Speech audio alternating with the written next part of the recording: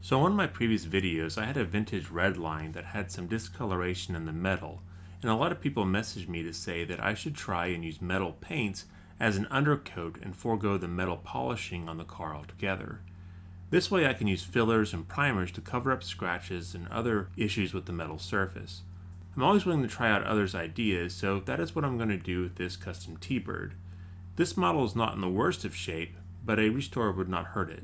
The engine on this car looks brand new. Normally they never look that clean. If you're interested in how I took the car apart or any item left out of this video, watch my video called Redline Restoration How To for details.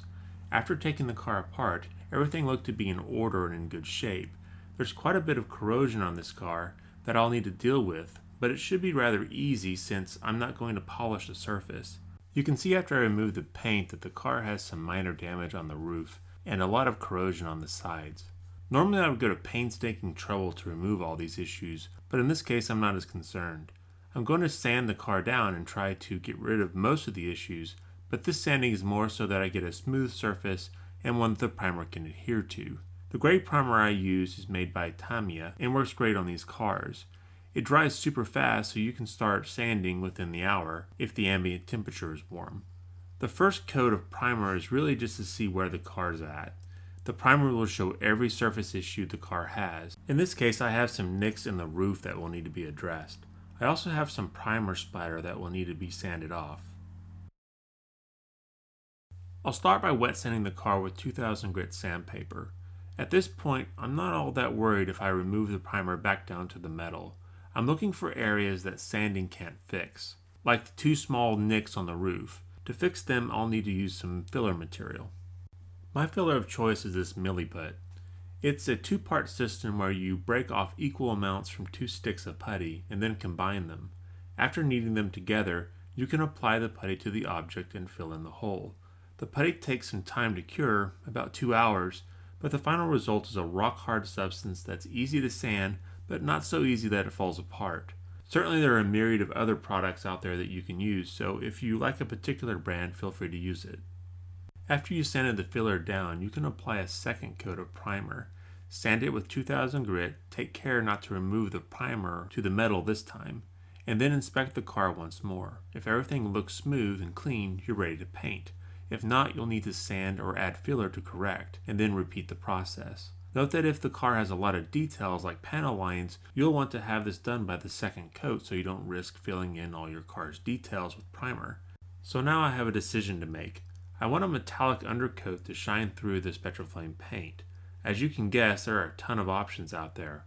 I chose these 3 here just to show in this video, but I'm sure I have 9 more if I really looked hard in my paint collection. A lot of the issues with these paints in my experience is that they do not hold up all that well as undercoats.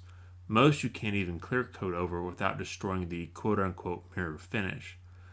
Most also need a perfect gloss black undercoat for the effect to work, so yet another step. So I'm going to cheat and go with something I already know works well with Spectraflame and use this metallic paint from Wicked Colors. This is their Wicked Aluminum. It won't give the mirror finish, but the cars don't need a mirror finish for the Spectraflame look. Best of all, I know that painting over this will not affect the shine. I'm going to try some of these other paints in the future, so vote below in the comments on which paint you would like to see next. Painting with this aluminum paint is as easy as dropping some in the airbrush with some thinner and applying several light coats.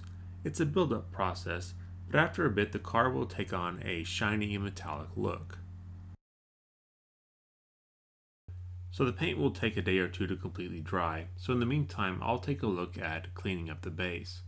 I haven't changed anything for this video that I don't do in past videos. I'm going to cut off the wheels, adjust the axles, clean the base, and then put on new wheels. I decided to leave the original red paint on the back as it was not in all that bad a shape. Once the paint is dried, I can go ahead and apply the Spectraflame. I thought I would paint it red, but then it occurred to me that I've already done 2 cars in red on my channel. So I decided at the last second to paint this car orange, a color I have not done on YouTube yet. I applied the Spectraflame paint the same way I did in past videos. I will say that this metal paint is very receptive, and getting an even coat over the car seems much easier than polished metal. no doubt because the surface is not super smooth. So now I need to wait yet another 2 days to let the Spectraflame paint cure, so I'll go ahead and clean up the windshield for this car. As usual, I'll use rubbing compound to remove the scratches from the plastic. After a couple days, I feel enough time has expired that I can comfortably touch the car and can start putting it back together. I use small screws to put the cars back together. This way I can take them apart years down the line and replace parts or repaint them again. Just like any art or trade, you get better as time goes on, and the cars that I started on do not look as good as the cars I produce today, which probably won't look as good as the cars I will produce in years to come. So using the screws allows me to go back and fix past mistakes without buying a new car each time, something that would get very expensive. The astute connoisseur of Redlines may already be typing below about how this is a Hong Kong car and Hong Kong custom T-Birds all have painted black roofs, and you would be correct. My purpose for not painting the roof yet is that I want to let some time pass to be sure that the Spectraflame paint does not react with the undercoat.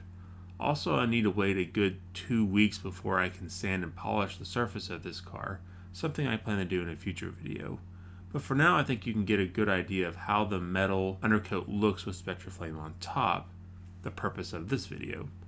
Please let me know what you think below. My personal opinion is that it may be a bit too sparkly.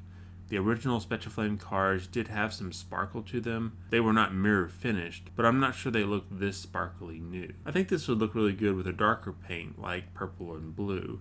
As far as difficulty, I would say that this is very easy to do. The only pain is all the time you spend waiting for the paint to dry and cure.